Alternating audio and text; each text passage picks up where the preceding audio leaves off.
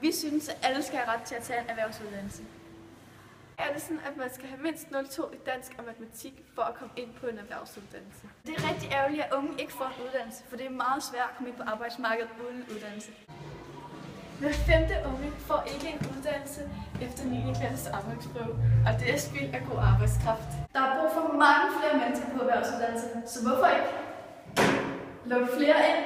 Der er mange, der måske ikke er så gode fagligt, men er bedre til at være kreative. Og det er jo det, man skal bruge i en erhvervsuddannelse. Vi har brug for flere unge på erhvervsuddannelserne. Giv den et like, for så bliver vi glade.